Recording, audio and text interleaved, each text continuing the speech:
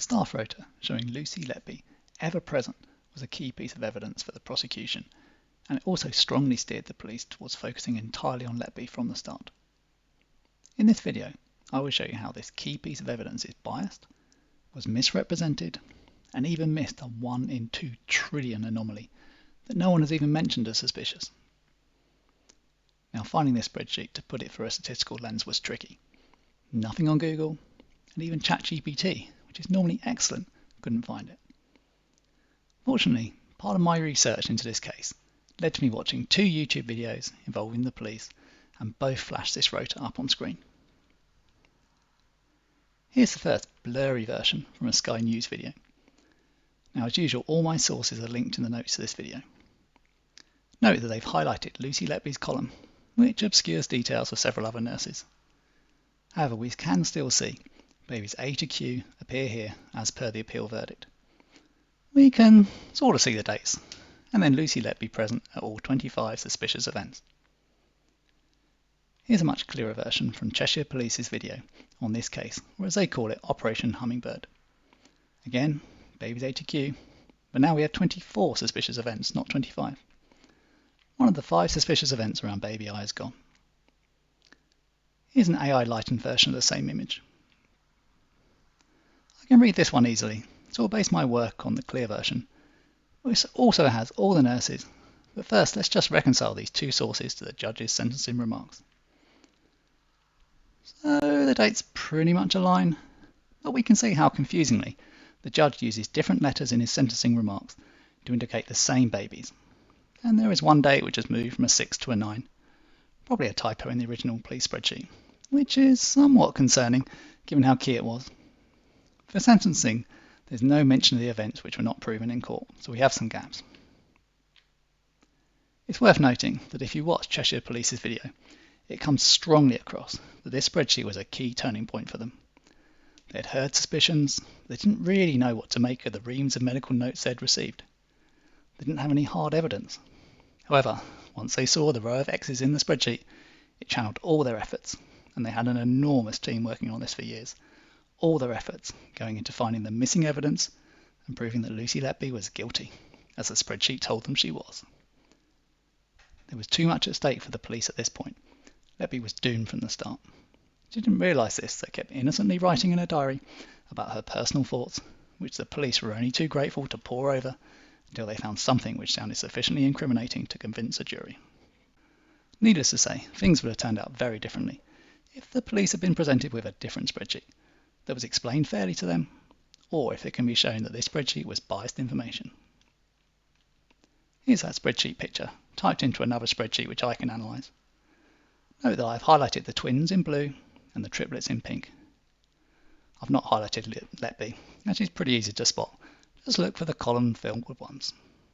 I.e., she was present for all 24 events, whereas no one else even hits double figures. I don't even need to do a statistical test here. It's elementary, my dear Watson, right? Right? By the way, have you spotted the 1 in 2 trillion anomaly yet? It's staring right at you, as it has everyone else.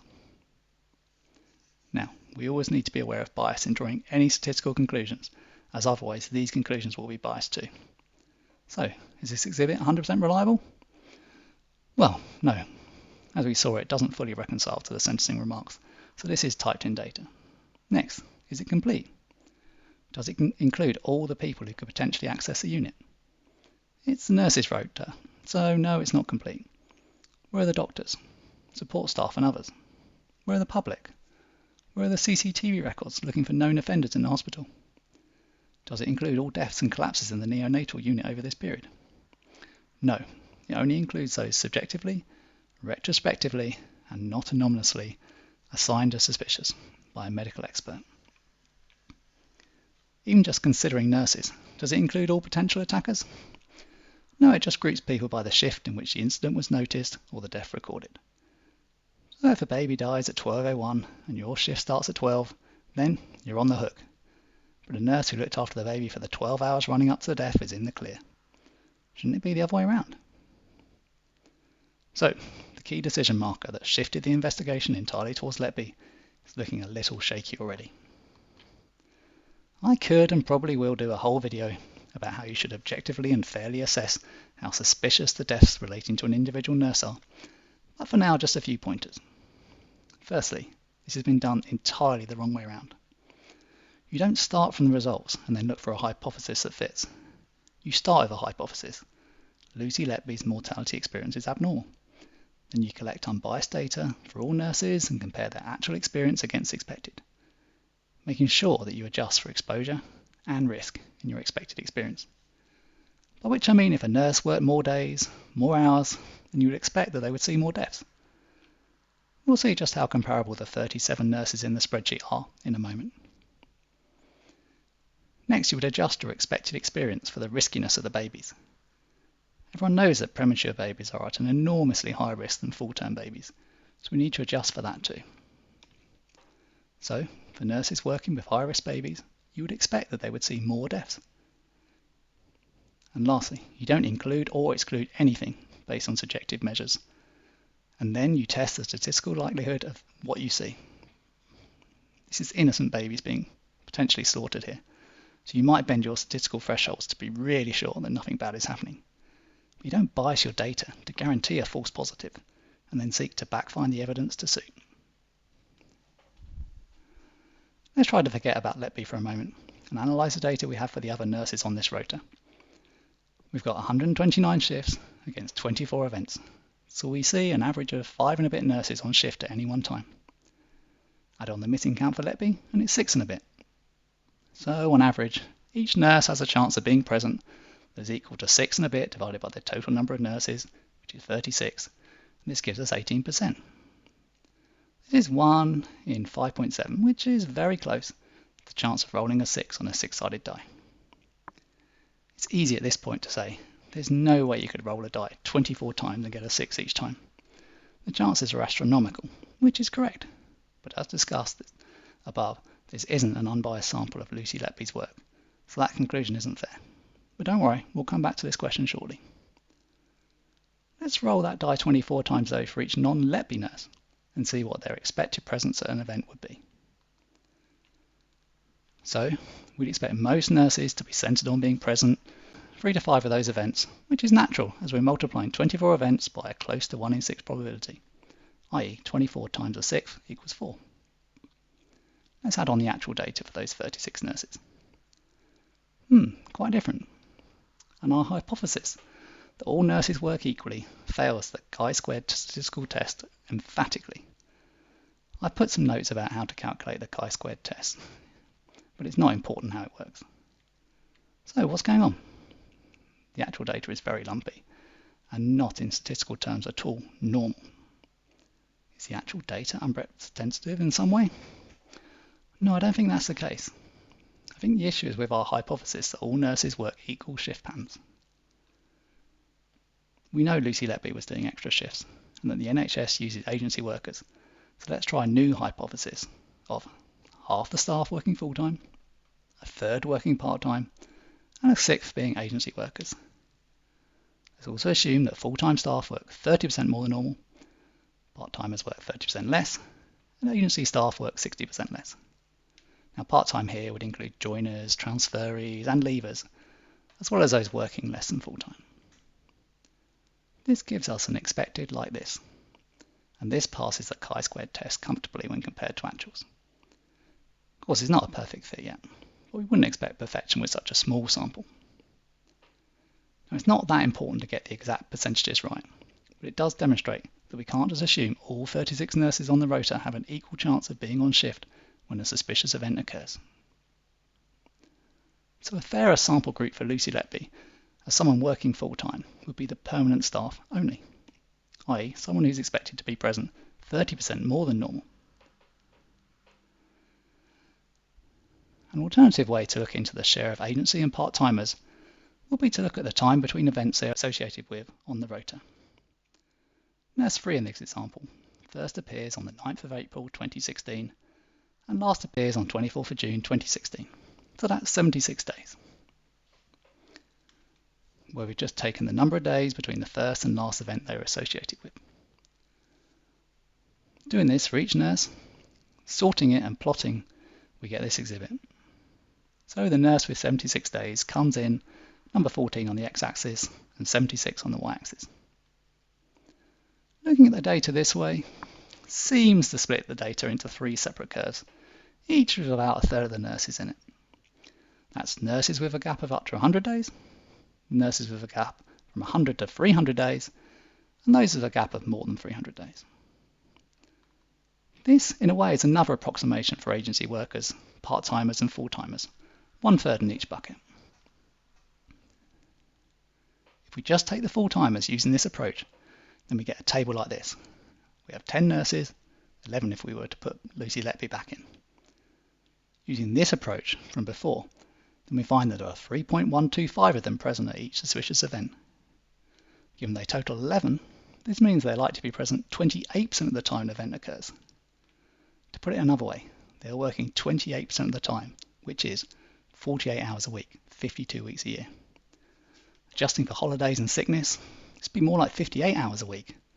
These are incredibly hard-working people, fighting against a lack of resources, trying to help agency workers know where to find essential equipment, trying to get hold of doctors to help them.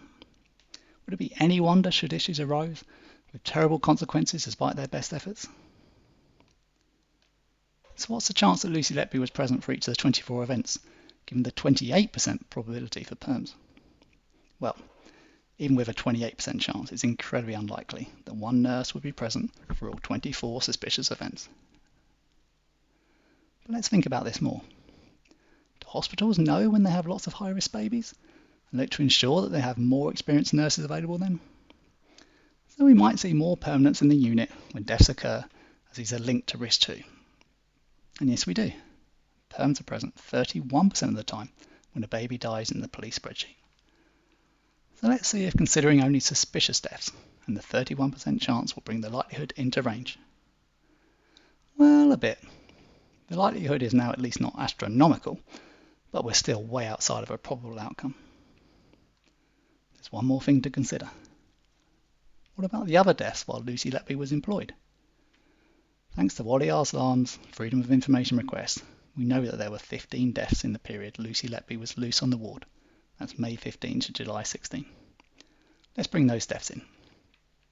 Now I've highlighted 2 deaths, as they appear in August and October 2015, whereas the Freedom of Information request data shows no neonatal deaths in those months, but 2 in September. I'm assuming these are the same deaths. Now, we can assume that Lucy Letby was not present for any of those deaths, as it's clear the police threw every possible case at her. So if those are excluded, then it's because she was nowhere to be seen when they happened. Now, being present 7 times out of 15, with a 31% expectation of presence, suddenly makes it a 15% likelihood. We're back to the likelihood of rolling a 6 on a die. Anyone listening? Fancy rolling that die? And being sent to prison forever with no chance of parole if you roll a 6? How about losing your partner, your friends, your home, your chance of marrying or having children on the roll of a 6? How about destroying your parents' lives? How about being spoken about as the worst child killer in history on a 6? Makes things look a lot more like bad luck than crazed murderer territory. Now, crazed murderer is a valid hypothesis here. It's just not likely the person currently locked up was responsible. In this context, how relevant is the fact that we have agency workers or transferees from elsewhere in the hospital popping up in the unit all the time? We thought maybe a third of the unit were just there for a shift or 2. Personally, I think it's highly relevant for a murder investigation. Why? Well, this means that there's always someone you don't recognise on ward. So nurses are going to be less alert to odd newcomers than they would normally be. This increases the risk of a murderer, be they nurse or disguised nurse, sneaking in undetected every couple of months. This further illustrates the need to check everyone, not just the nurses. Which known criminals are hanging about the hospital on those key dates? No, I know this sounds far-fetched because it is, but it's just as plausible as the goody two-shoes popular nurse suddenly going rogue that we're currently told is fact. One other thing to consider is how normal were these neonatals who suffered suspicious events? Let's look at one characteristic, multiplicity.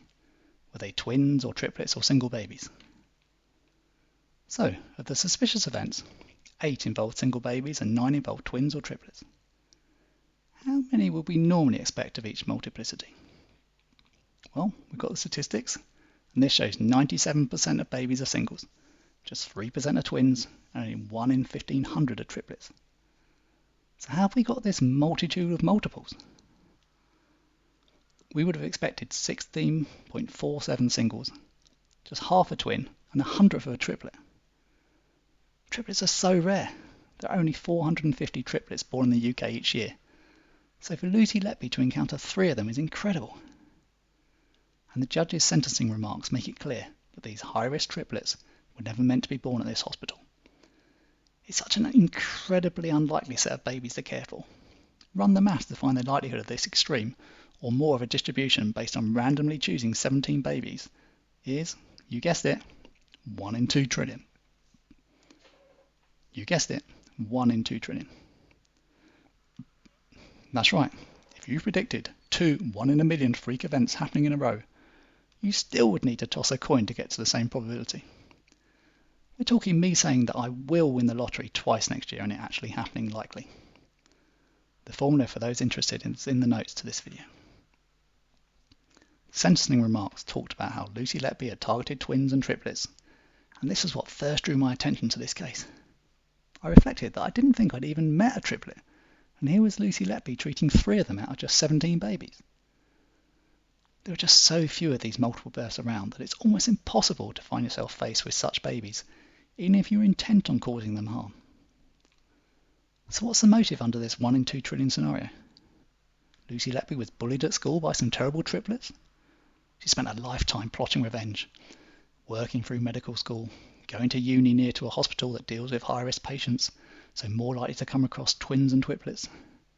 She was waiting patiently through training until she finally got the chance to take it all out on some innocent triplets. She expected to have to wait her whole career, but opportunity came knocking within a year. This sounds even more far-fetched than the other extreme scenarios we've just covered.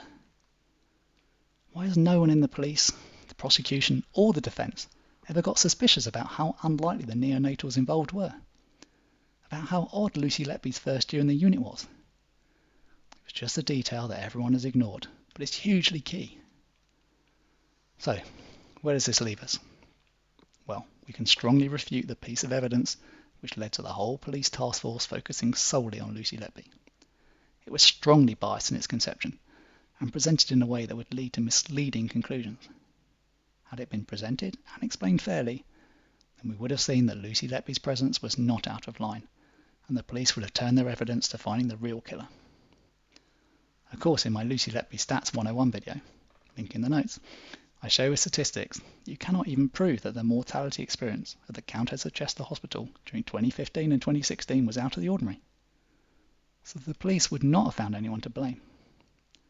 It would have been one of those horrible blips which probability throws out all the time, and we can no more control than we can the tides of the sea.